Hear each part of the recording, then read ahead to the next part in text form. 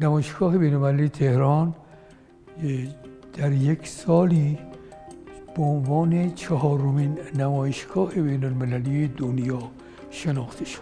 نمایشگاه بین‌المللی تهران یک جواهر هست در میان نمایشگاه‌های بین‌المللی کشورها. من هنوز عقیده دارم به عنوان یک متخصص نمایشگاه بین‌المللی اعتقاد دارم ملاقات حضوری خیلی مؤثرتر از ملاقات از راه دور است. 12 سال پیش رانندگی در خیابان ولیعصر، شما رو یاد چی میندازید؟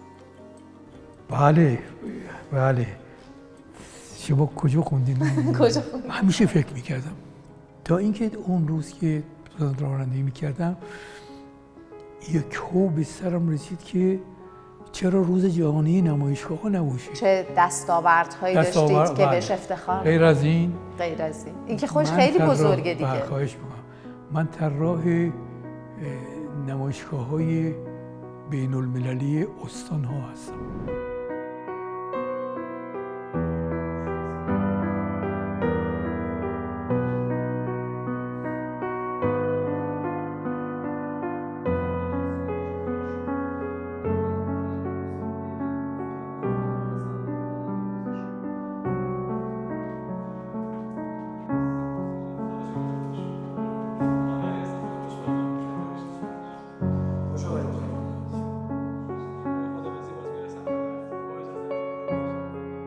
صدا خوبه؟ سلام، امیدوارم که حالتون خوب باشه. ما امروز در استودیوی ایفنا یک مهمان ویژه داریم. پیشکسوت و مبتکر روز جهانی نمایشگاه. حدود 4 دهه در صنعت نمایشگاه فعالیت کرده و یکی از ارزشمندترین افراد در این صنعت محسوب میشه. شاهرخ مدرس، سلام بر شما، خوش آمدید. سلام عرض کردم خدمت شما. من هم متقابل واقعا تشکر میکنم از اینکه از من دعوت کردین که این مصاحبه داشته باشیم. بله. آقای مدرس، یه بیوگرافی از خودتون بگید. متولد چه سالی هستید؟ در کجای این ایران به دنیا اومدید و چه تحصیلاتی دارید و بعد برسیم به صنعت نمایشگاه. من متولد 1324 هستم. در موقع من پدر و مادرم لاهیجانی هستم و پدرم کارمند دارایی بود، منتقل میشه به سیاهکل به عنوان رئیس دارایی سیاهکل و من در اونجا متولد شدم. 6 ماهی که بودم منتقل میشن به رشت و من در رشت تا دیپلم رشد کردم. البته میگم البته تمام شهرهای ایران با فرهنگ هستن ولی رشت یک شهر خیلی خاصی است. تحصیلاتتون؟ لیسانس زبان ادبیات انگلیسی و آلمانی هستم. بله. در ایران؟ در ایران بله. در ایران. اون تا یه دوره‌هایی رو هم در فرانسه دیدم. عرض کنم که در دانمارک هم دوره دیدم. یه دوره هم قرار بود که در انگلیس ببینم که اون دوره به اصطلاح به هم خورد و من نتونستم برم اونجا. چی شد که آقای مدرس سوق پیدا کرد به صنعت نمایشگاه؟ حقیقت بگم اتفاقی بود. من تو سربازی افسر توپخانه بودم در دانشگاه جنگ و دانشگاه جنگ میدونی که با دانشگاه لیونورس آمریکا ارتباط مستقیم داشت با یک دانشگاه دیگه در فرانسه. من در اونجا در ارتباط با مسائل بین المللی و مکاتبات بین المللی کار میکردم و تقریباً میشه گفت که مکاتبات بین المللی من از موقعی عالی شد که 6 ماه از خدمت سربازیم تو دانشگاه جنگ گذشته بود. نامه‌نگاری کردم به تمام سیستم‌های بزرگ، شرکت‌های بزرگ و خودم معرفی کردم و توانایی خودم هم گفتم. مثلا از حدود 35 تا نامه که نوشتم 17 تا نامه جواب مثبت اومد. من رفتم چند جا مصاحبه کردم و یه جا رو انتخاب کردم به نام سازمان صنایع دستی ایران. من 3 سال اونجا کار کردم که تو این 3 سال 7 تا کشور رفتم از جمله دانمارک که واقعا دانمارک سیستم فکری من رو ساخت. مدیر عامل سازمان صنایع دستی انتخاب شد از طرف وزیر اقتصاد به عنوان مدیر عامل نمایشگاه بین‌المللی تهران. از من خواست که میایین با من در نمایشگاه بین‌المللی تهران که من کاملا با افتخار پذیرفتم. حدود 39 کشور رو غیر از اون چند کشوری که در صنایع دستی بودم، البته تکرارم میشد در اونجا، من نمایشگاه گذاشتم. یه تعداد حدود 15 کشور هم با عنوان عضو یوفی یعنی اونیون دو فور انترناسیونال به زبان فرانسه و اینترنشنال یونین افیرز یعنی اتحادیه نمایشگاه‌های بین‌المللی. من در اونجا نماینده نمایشگاه بین‌المللی تهران در اون اتحادیه بودم. 4 سال که گذشت من رو که شناختن، من رو عضو کمیته همکاری کوآپریشن کمیتی کردن و من توی مدتی که گذشت 14 سال هم عضو کمیته همکاری بودم. و بعد یکی از اتحادیه‌های نمایشگاه‌های آمریکا که مهمترین اتحادیه نمایشگاه‌های آمریکا است به نام IAEE یا International Association of Exhibitions and Events از من دعوت کرد که عضو نمایشگاه آمریکا بشم و من دعوت کردن به دیترویت میشیگان.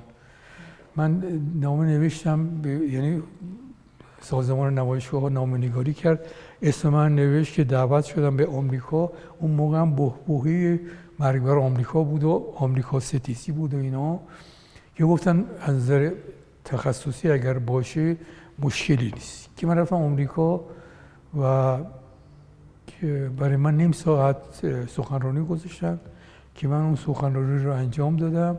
نمایشگاه بین‌المللی در حقیقت یک دریچه‌ای است در دنیای مدرن، یه دریچه‌ای هست برای نشون دادن کشورها. خب وقتی یه چنین سازمان چنین کارهای بزرگی رو انجام میده، خود به خود به صورت یک واحد رشد یافته تلقی میشه و منو کاملا جذب کرد. مثلا اگر ما 7 سازمان بزرگ داشته باشیم در دنیا، در هر کشوری، یکی از این 7 سازمان بزرگ نمایشگاه خواهد بود. بنابراین احتیاج دارن به عواملی که دارای هوش بالا و فکر بالا، اندیشه بالا، سواد بالا و دید بین المللی بالا و دانستن زبان‌های خارجی متعدد، هرچی بیشتر بهتر، ولی حداقل یک مورد باید باشه. آیا فردی بوده در زندگی شما که الهام بخش باشه برای شما؟ نه. هیچ وقت کسی براتون اسطوره؟ هیچ وقت نبوده. چرا؟ البته به صدا الان یادم اومد.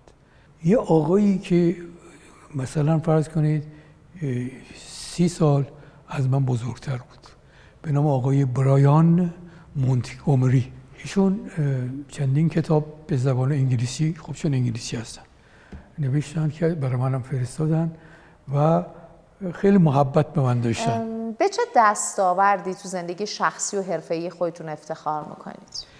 به همین روز جهانی نمایشگاه. روز جهانی نمایشگاه میرسیم بهش، به خاطر همین در موردش نمیپرسم. بزرگترین درسی که از تجربه های خودتون در صنعت نمایشگاهی گرفتید چی بوده؟ حالا بزرگترین درس این بود که انسان هر چقدر هم متفکر باشه باز هم باید مطالعه داشته باشه. کتاب‌های زیاد، من زیاد کتاب میخونم، واقعا زیاد کتاب میخونم. باید باز هم عرض کنم که داره، یعنی اون علاقه‌مند باشه به این که کتاب بخونه و کتاب‌های بیشتری رو بخونه. چرا؟ برای اینکه دیدش به دنیا وسیع‌تر بشه و این مورد رو من دقیقاً بهش اعتقاد کامل دارم. نمایشگاه‌های ایرانی رو چگونه با نمایشگاه‌های بین‌المللی مقایسه می‌کنید؟ نمایشگاه بین‌المللی تهران در یک سالی به عنوان 4مین نمایشگاه بین‌المللی دنیا شناخته شد. آمار میدم بهتون که در 25مین نمایشگاه بین‌المللی تهران تعداد 87 کشور از 5 قاره، حتی آمریکا هم بودن. چه سالی بود؟ سال قبل از نمایشگاه 26 که تموم شد، دهه 70. بله، عرض کنم سال 78. سال 78 عنوان نمایشگاه چی بود؟ نمایشگاه بین المللی بازرگانی تهران. البته به سن شما فکر نمی کنم حدود به اصطلاح قد بده که این نمایشگاه رو بشناسید. بله 87 کشور خارجی، 87 کشور و مجموعاً 1050 شرکت خارجی، به طوری که ما شرکت های داخلی که حدود 3000 تا بودن 2200 تا رو جواب گفتیم. بعد 7 تا وزیر، معاون وزیر و مدیر کل بازرگانی از 7 کشور اومده بودن. غیر از اون عوامل بازرگانی کشورهای مختلف، دولتی، خصوصی، بازرگانهای مختلف که وقتی که ما چیز می‌کردیم چیز حدود 400 نفر اومده بودن که قرارداد ببندن با ایران یا با کشورهای دیگه، چون بین المللی بود دیگه. تو همون سالها بله. همون سالها نمایشگاه بین‌المللی تهران در یک رتبه سال. 4 در یک آورد. سال. نه میگم در همون سال بله. نمایشگاه بین‌المللی تهران رتبه 4 آورد. در سال 70 ایرانی. در 70 ایرانی بله. در سال حالا چی خارجی میشه؟ در سال 70 ایرانی 1370 که آقای مهندس هاشمی طبا بودند و آقای سید فایقی، نمایشگاه تهران 4مین نمایشگاه دنیا شده بود. الان چی؟ الان اگه بخواید یه مقایسه کنید بین نمایشگاه بین‌المللی تهران و یا نمایشگاه‌های بین‌المللی ایران با نمایشگاه‌های خارجی چه مقایسه‌ای میشه کرد؟ ببینید سال 79 نمایشگاه‌های بین‌المللی تهران تعطیل شد. بعد از اینکه نمایشگاه بین‌المللی تهران تعطیل شد، چند سال بعد دولت جمهوری اسلامی ایران خب می‌دونید با آمریکا ضدیت داشت، به هر حال حقم داشت، برای اینکه آمریکا یه مقدار زیادی حق ایران رو خورده بود. وقتی تحریم شدیم مسلما همه نقاط به اصطلاح موارد ایران تحریم میشن و در نتیجه نمایشگاه بین‌المللی تهران هم اون به اصطلاح گستردگی اومدن کشورهای مختلف و شرکت‌های مختلف رو هم شاهد نبوده. ببینید چجوری بگم، اون انتظاری که من داشتم الان به اصطلاح با این تحریم‌های شدید اون انتظار برآورده نشده. فکر میکنید تکنولوژی‌های نوین چه نقشی میتونن در تحول صنعت نمایشگاهی داشته باشن؟ بسیار زیاد و منتها من هنوز عقیده دارم به عنوان یک متخصص نمایشگاهی بین‌المللی اعتقاد دارم که ملاقات حضوری خیلی مؤثرتر از ملاقات از راه دور است. یعنی من عرض کنم که این لیوان رو که میخوام بخرم میتونم لمسش بکنم. اون تنجیبیلیتی یعنی لمس کردن، اون در نمایشگاه‌های مجازی یا دیجیتال از بین میره و بنابراین من نمیتونم کیفیت اون کالا رو دست لمس بکنم و این اتفاق توی نمایشگاه‌های حضوری یا این پرسن، اصطلاح بین المللیش این پرسن اینترنشنال ترید فیر هست، انجام میگیره. چالش اصلی صنعت نمایشگاهی ایران و جهان این روزها چیه؟ جنگ یکی از چالش‌های، ببینید وقتی که در آفریقا یه جنگی میشه این اثر میذاره رو شرکت کنندگان آفریقایی که در یک نمایشگاه بین‌المللی اروپایی شرکت بکنن. تحریم باعث شد که شرکت کنندگان ما کمتر بشه و بازدید کنندگان حرفه‌ای ما کمتر بشه. یعنی اونایی که بازرگان بودن و می اومدن، مثلا ما در 25مین نمایشگاه 401 نفر ما بازرگان داشتیم که اومده بودن قرارداد و بستن قرارداد و اکثرا باشون مصاحبه کردیم. این هم کمتر شده. مشکل صادرات به وجود اومد. ببینید وقتی نمایشگاه تهران لطمه میخوره، نمایشگاه پاریس هم لطمه میخوره و متاسفانه تحریم کننده ها و عقیده‌من دید بین المللی وسیعی نداشتند و هنوز هم ندارند. آمریکا 1 سال دیگه نمیتونم تمدید میشه. 1 سال دیگه این مورد تمدید میشه. 1 سال دیگه اون ایسا رو هر سال. بنابراین به عقیده من روی یک ذره کوتاه‌بینی فکر نکنیم، چون آمریکاست دیدش خیلی وسیعه. نه، واقعا نه. برای ما داریم کسانی که 10 تا مثلا دانشمند آمریکایی رو جیبشون میذارن، ولی به هر حال ما شرایطمون طوری نیست که خودمون رو در صحنه بین المللی نشون بدیم. چجوری میشه نمایشگاه ها رو به عنوان یک ابزار بازاریابی قدرتمند به کسب و کارها معرفی کرد؟ اصلا نمایشگاه ها یک ابزار قدرتمند بین المللی بازاریابی هستند. شما وقتی در یک نمایشگاهی شرکت میکنید، هدفتون چی هست؟ هدفتون بازاریابیه. هدفتون پیدا کردن مشتری هست، عقد قرارداد و صادر کردن. می‌بینید خیلی ساده. مشارکت در نمایشگاه بین‌المللی، پیدا کردن مشتری، که البته اینا همه حرفه‌ای هستن و یعنی کارهای حرفه‌ای هستن که اشخاص حرفه‌ای رو میخوان. ملاحظه فرمایید مشارکت در نمایشگاه بین‌المللی بسیار خوب. این ممکنه ساده باشه در خارج از کشور، ولی جذب اون بیننده خودش حرفه‌ای، یه آدم حرفه‌ای میخواد. مذاکره حرفه‌ای باید باشه. دونستن زبان. می‌دونید ما فقط مشکل ما در ارتباط با بازاریابی نمایشگاهی این هست که ما شرکت کنندگان ما اکثرا زبان نمی‌دونن، در اقلیت هستن. خب وقتی که شما زبان بدونید، یا اینکه خود من مثلا مدیر نمایشگاه خارج کشور می‌شدم، سعی می‌کردم که 1 نفر مترجم رو با خودم ببرم. خودم هم بودم، میشدیم 2 نفر و 1 نفر کسی رو میبردم که حقوقدان بود، حقوقدان تجاری بود و میدونست که قرارداد رو چجوری میبندن، چی کار میکنن که خدای نکرده سر ایرانی ها کلاه نره، و تو مذاکرات شرکت میکردن و چون زبان هم میدونستن جذب میکردن و قرارداد بسته میشد و بعد از قرارداد صادرات اتفاق میافتاد. یعنی این شک نکنین شما که مهمترین عامل بازاریابی دنیا در سطح بین الملل نمایشگاه است. 12 سال پیش رانندگی در خیابان ولیعصر شما رو یاد چی میندازه؟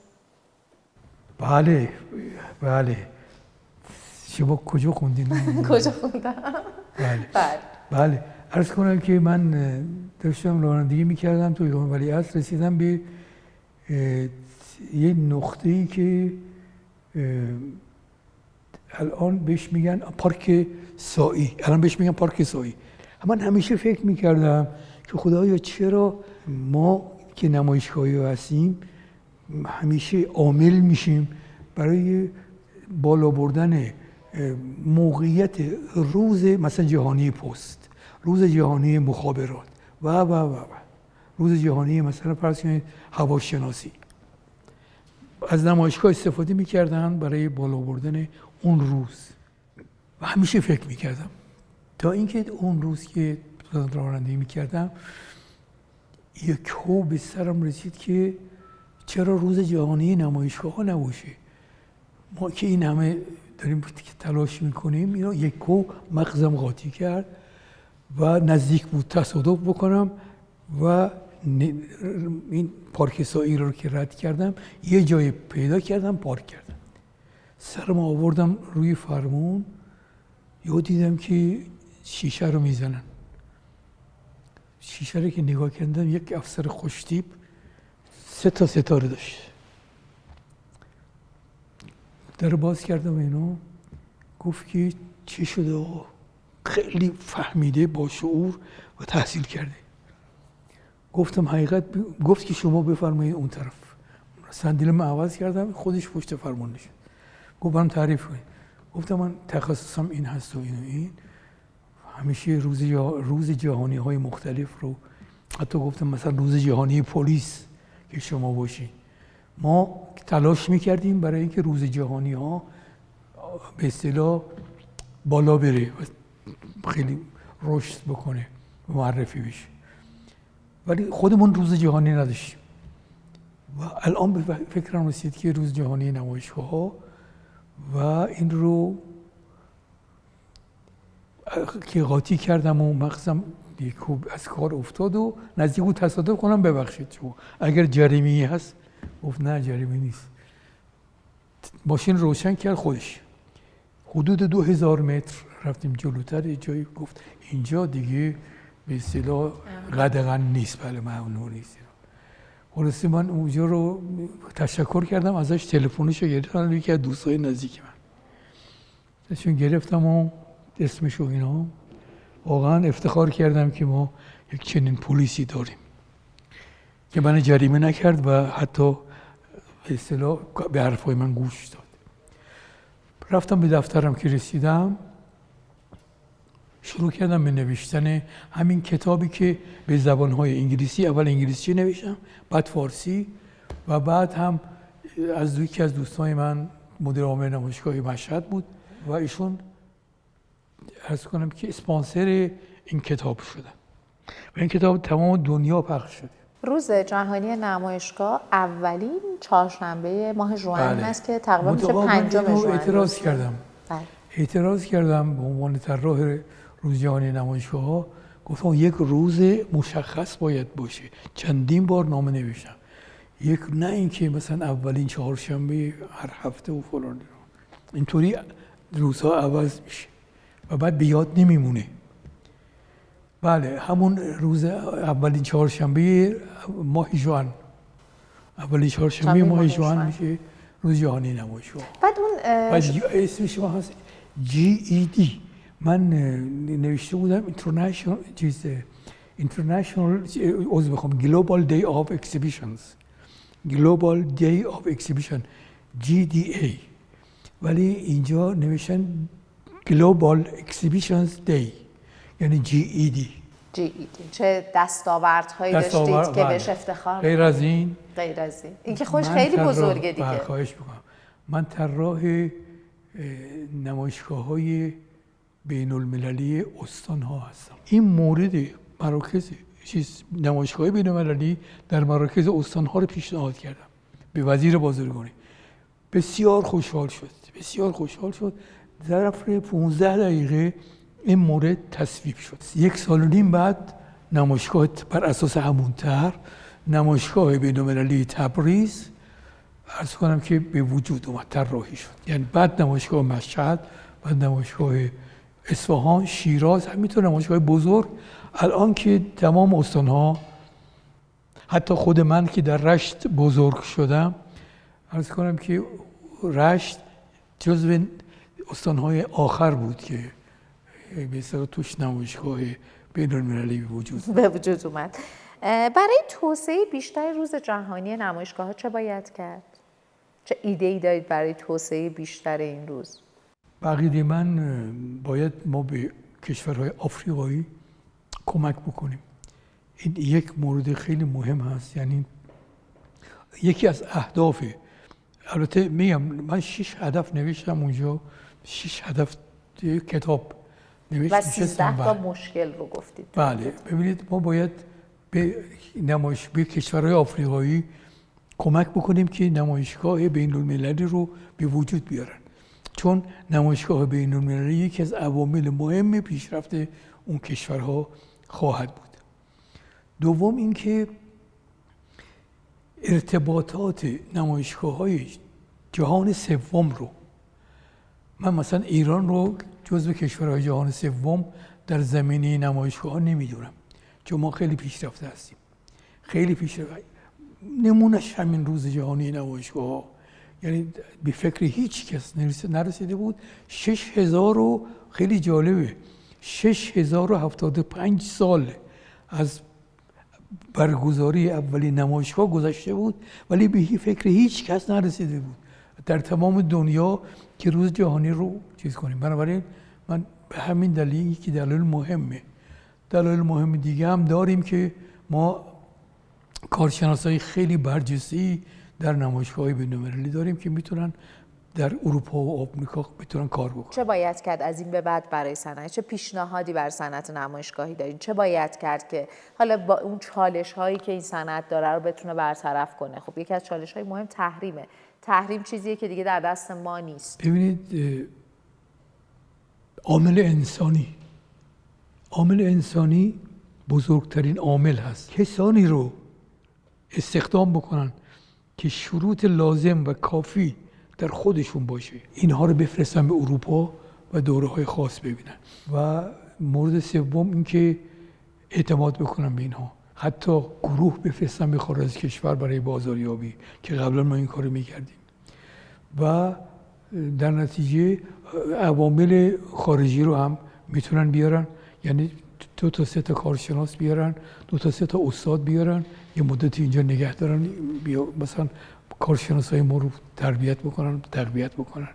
و آخرین مورد اینه که زبان انگلیسی رو، حداقل یک زبان انگلیسی رو در بالاترین سطح باید بچهای ما که میگم همون همکاران ما بدونن و از این زبان استفاده کنن برای بازاریابی. در این مسیر حرفه‌ای که داشتید در این حدود 4 دهه چه چالش‌ها و مشکلاتی داشتید؟ مثلا یک نفر می اومد در پست بالاتر و این ایده خاصی داشت، یه ایده خیلی خاصی داشت و این ایده خاص با دیدگاه‌های بین‌المللی نمیخوند. یه مدتی باید باش کلنجار میرفتیم تا اینکه مثلا فرض کنید قانعش بکنیم که این دید بین‌المللی بهتر از اون دید هست که ایشون ارائه میکنن. شرکت کنندگان ما باید حرفه‌ای می بودن. مثلا بعضی از شرکت کنندگان ما حرفه‌ای نبودن ولی یه عده‌ای هم داشتیم که البته این تعداد قلیلی بود، یه عده‌ای هم داشتیم که متوجه بودن، سعی می‌کردن زبان رو یاد بگیرن، سعی می‌کردن با کشورهای دیگه عرض کنم که مراوده داشته باشن تو همون نمایشگاه بین‌المللی، عرض کنم بازاریابی بکنن برای کالاهاشون و برای بازاریابی به کشورهای دیگه برن. این تعداد خیلی کم بودن ولی تعداد زیادی بودن که متاسفانه فکر می‌کردن که مثلا فقط چون اسمشون صادر کننده بود باید هیچ کوشش دیگه‌ای نمی‌کردن. به جوانانی که میخوان تو این صنعت فعالیت کنن چه توصیه‌ای دارین؟ یعنی چه پیشنهادی داره برای؟ آره بهشون چه پیشنهادی دارین به کسایی که میخوان تو این صنعت فعالیت کنن؟ دانش خودشونو بالا ببرن. بهترین نمایشگاه بین‌المللی ایران، البته با تمام احترام به نمایشگاه بین‌المللی تهران، به غیر از نمایشگاه بین‌المللی تهران قطعا همه نمایشگاه بین‌المللی ایران رو دیدید، بهترین نمایشگاه بین‌المللی ایران کدومه؟ نمایشگاه بین‌المللی مشهد. از دیدگاه تفکر، یعنی از نظر تحقیقات و علاوه فکر و اندیشه و اون شرط لازم. 2 نمایشگاه بین‌المللی تبریز از نظر به اصطلاح چی میگن مثبت بودن فکر آقای هست به نام آقای ماهوتی، مدیر عاملشون هست. بله. آره انشالله اگر رفتی میشناسین. بله ما همه جا چون نمایندگی داریم همشون میشناسیم. بله. آقای ماهوتی مغز متفکری هستن، سعی میکنن خودشون بالاتر ببرن، نمایشگاه‌های درجه 1 رو برگزار میکنن، سالن‌های مختلفی رو طراحی کردن. این 2 مورد نمایشگاه بین‌المللی اصفهان با توجه به اینکه سالنی ساختن که من فکر میکنم تو ایران بی‌نظیر باشه. اول یه تک جمله در مورد یوفی بگید که نظرتون در مورد یوفی چیه؟ الان منفیه. با اخراج این 24 شرکت و اخراج نمایشگاه بین‌المللی تهران، من تا اونجایی که در ارتباط با روز جهانی نمایشگاه ها باشه با اینا همکاری میکنم با یوفی، ولی بیش از اون همکاری نمیکنم. برای اینکه غلط تصمیم گرفتن. نمایشگاه بین‌المللی تهران یک جواهر هست در میان نمایشگاه‌های بین‌المللی کشورها، یک جواهره. سیاست زده تصمیم گرفت یوفی. بله دقیق. تصمیم گرفتن سیاست زده اینا رو مجبور کردن. پیشنهادتون و نظرتون و توصیه‌تون به شرکت کننده ها و غرفه‌دارانی که در نمایشگاه‌های داخلی و گاهن در نمایشگاه‌های خارجی شرکت میکنن، توصیه‌تون بهشون چیه؟ توصیه‌ام این هست که سیستم زبان انگلیسیشون رو قوی بکنن، یعنی خودشون و عواملشون عواملی رو ببرن که اونجا بتونن به زبان انگلیسی صحبت بکنن. این یک. دوم، کلاس‌های بازاریابی رو شرکت بکنن، تمام فن و فنون بازاریابی رو یاد بگیرن. سه، یک کلاس‌های روانشناسی برن، روانشناسی بشن. چهار، جامعه شناس بشن، یعنی از لحاظ اجتماع رو بشناسن، عوامل مختلف. و مهمتر از همه اینه که مثلا در فرانسه میخوان شرکت کنن، ویژگی های تجار فرانسه رو یا آلمان رو یا مثلا هلند رو یا اتریش رو قبلا مطالعه بکنن و اونها رو بشناسن و وقتی که باش مذاکره میکنن دقیقاً بدونن چطور باید مذاکره بکنن. شما یک ملت رو که به اصطلاح توش نمایشگاه میخواد مثلا نمایشگاه تهران میخواد نمایشگاه برگزار کنه، باید ویژگی های ملت ایران رو بشناسید. چه نوع موسیقی رو دوست دارن. وقتی موسیقی ها رو دیدین که چقدر موسیقی رو دوست دارن، 7-8 از این موسیقی هایی که خیلی مورد توجه هست رو انتخاب بکنید، با صدای آرام، با صدای پایین در غرفتون، به طوری که مثلا فرض کنید وقتی بازدید کننده از کنار غرفتون داره میگذره این رو بشنوه، ولی مزاحم عرض کنم که بازدید کننده 10 متر اونورتر نباشه. اون موقع هست که حتی مثلا بازدید کننده خریدار، یعنی تجار و تاجرها هم که میان به شعف میان و به اصطلاح خودشون رو شما رو مثلا یک شرکت کننده فرانسوی رو از خودشون میدونن، آلمانی رو به همین شکل، اتریشی رو به همین شکل. در نتیجه این یه چیز حدود 30% جذب میشن. یعنی شما با موسیقی میتونید 30% شرکت کننده ها رو جذب کنید. اون 70% دیگه خب کیفیت کالاها هست، نحوه صحبت کردن، نحوه خدماتی که شما بهشون میدید، خدمات بعد از فروش و موارد علمی و حتی مثلا مجلاتی رو که شما در آوردین. ببینید مثلا یک مجله در آوردن خودش این مغز بالا رو نشون میده. بنابراین وقتی که یک خریدار ایرانی ببینه یک فروشنده فرانسوی مجله در آورده، بیشتر بهش اعتماد میکنه. مورد بعدی این هست که عوامل رو انتخاب بکنه که به هیچ وجه عصبی نشن. عوامل رو انتخاب بکنه به هیچ وجه عصبی نشن، یعنی در بدترین شرایط بهترین رفتارها رو داشته باشن. بله. نظرتون در مورد ایفنا چیه؟ بسیار مثبته. یعنی من میدونید تعارف ندارم، یعنی تا حالا که من شناختید، من در مورد یوفی میگم به اصطلاح یوفی رو الان دیگه قبول ندارم. بله. ولی خیلی ایفنا فوق العاده است. متشکرم. خیلی ممنون. ممنون که با ما همراه بودید. مشروح مصاحبه با آقای مدرس رو شما میتونید هم در ifna.ir ببینید و هم در مجله ایفنا. از همراهیتون سپاسگزارم. درود بر شما و خدا نگهدار.